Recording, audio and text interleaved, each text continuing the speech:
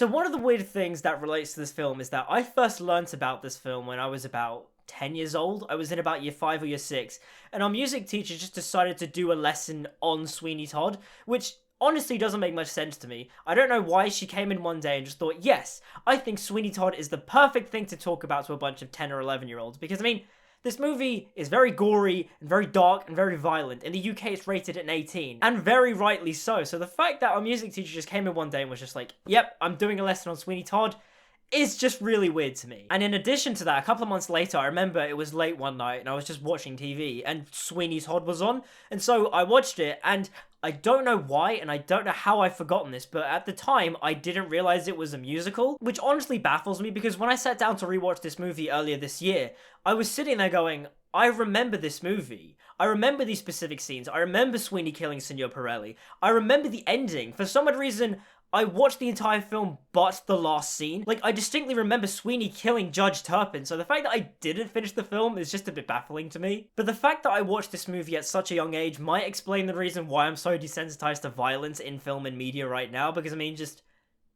God, this movie is graphic. Sweeney Todd, the Demon Barber of Fleet Street, is based on the musical by Stephen Sondheim. It's directed by Tim Burton, stars Johnny Depp, Helena Bonham Carter, Alan Rickman, as well as many others. Right from the get-go, this film sets a tone. It is dark, bloody, and the story overall is the tragedy of Sweeney Todd. A man in love with death, as Stephen Sondheim would say. Oh, I will say, I haven't seen the stage musical at all, so I can't really compare the two. I have heard the Michael Ball and Imelda Staunton version, but just to me, they don't hold a candle to Johnny Depp and Helena Bonham Carter. Just, I love those two so much in this film. In many ways, I think this is my favourite Tim Burton film. There's just something about this film that is so well directed, and to me, it has a very tragic yet almost classic feel to it. To me, the film is very well paced. The way Tim Burton tells the story is so concise and effective. The first act of the film has a lot of exposition, but I don't know what it is with musicals, but in my book, I think you can just get away with massive exposition dumps so long as you do it in song. There was a barber and his wife, and she was beautiful.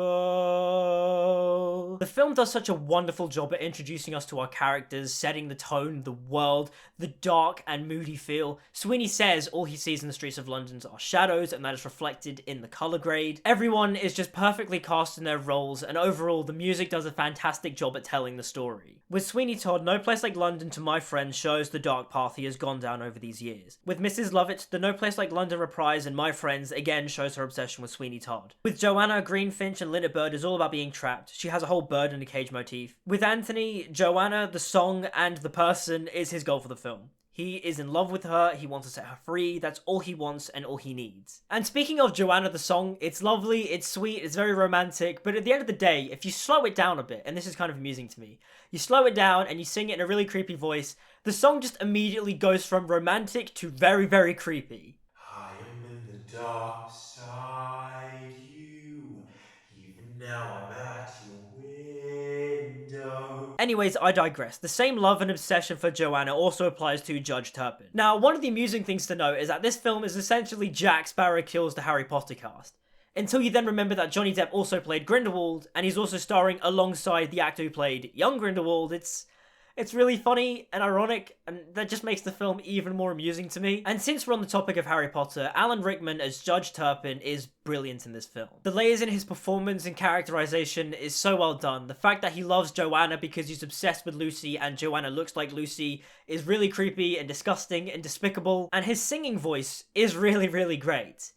But at the end of the day, and this is probably a fault of my own, all I can see when I look at Alan Rickman as Judge Turpin is Snape. In this scene right here, all I'm expecting him to do is just tell me to turn to page 394. Sacha Baron Cohen as Signor Pirelli is also just brilliant in this film. He is one of my favourite parts in the film. I just love how over-the-top Italian he is. But then also, the thing that makes it even better is that when we learn he's Davy Collins and the whole Signor Pirelli persona is just a show, it just makes it even better because it explains why he's so over-the-top and just... I love it. He also just has one of the catchiest songs in the film. To shave the face, to trim the beard. Speaking of songs, to me, the best songs in the film are My Friends, Pretty Women, Epiphany, and Joanna, the reprise. They're also the best directed and my favourite scenes in the film. So I think the best way for me to talk about these scenes is just to sort of sit down and watch them and react to them, because I mean, just... I kind of want to just notice the subtleties on the fly, like when you're just sitting down and you're watching it, and you pick apart the details in the background. There's just so many in each of these musical sequences. Just, this film is so well directed. I just need to keep, just emphasizing that. This is Tim Burton's best work, in my opinion, and just, I love it so much. And there's also a reason why I haven't talked much about Johnny Depp and Helena Bonham Carter in this film, because just, I want to talk about it on the fly, because they are just so well casted in these roles. They play them to perfection. Johnny Depp, there is a reason why Johnny Depp got nominated for an Oscar for this film, because he is just perfect. Silver. Yes. How he smiles in the light, my friend, my faithful friend. Oh, I should also mention this section might just evolve into me singing along, because, just, the music in this film is just so good. Stephen Sondheim, I should be crediting you a lot more, because just the music you made for the stage musical is just so perfect, and the fact that Tim Burton translated it so well into the big screen, just, God, Stephen Sondheim, I love you. Tim Burton, I love you for this movie, just... My friend, my clever friend. I love the fact that Helena Bonham Carter gets friend-zoned over a bunch of raises, like, that's just hilarious to me. My lucky friend! Sorry, to do some actual analysis, the way Johnny Depp plays the scene is fantastic. You really see the obsession Sweeney has with murder. As Stephen Sondheim says, he's a man in love with death, and this scene pretty much just cements that idea. He is ready to go on a killing spree and kill Judge Turpin. These premises are hardly prepossessing, and yet the Beadle tells me you're the most accomplished of all the barbers in the city. It's a very Snape line. Like, the way Alan Rickman delivers that line. Just Snape. That's all I can hear. In a merry mood today, Mr. Todd? 'Tis your delights are catching fire from one man to the next. The way Depp sings that line, he sounds very much like Jack Sparrow, and it really is just such a bummer that we never got Jack Sparrow singing in the Pirates of the Caribbean films. Like, yes, of course, we get the bits of him going, na na na na na na na na, really bad eggs. But I want to hear, Johnny Depp, Jack Sparrow just belt out a good sea shanty, like, that would have been amazing. The way the motif for My Friends just kicks in is just, it's just such a perfect moment. Like, you can just suddenly feel the happy, romantic nature of the scene just dissipate, and it immediately just turns into Sweeney's, lust for revenge just kicking in. Just, God, I love it. The way Tim Burton directs the scene is just so well done, because the whole time you are waiting for Sweeney to kill the judge. But as Sweeney says, revenge can't be taken in haste, and just that shot of him, going up with the razor on Turpin's neck is just so well directed, because Sweeney wants to do it, but he's holding back just to savor the moment. How they make a man sing. God, the way Depp is just like hunching over the chair, just, he looks so much like a vulture just ready to like eat its prey, and just, it's so creepy. And just the costuming design, just the lighting, the cinematography, the directing, the performance, just, it's so perfect. His note was bare beneath my hand. No, I had him!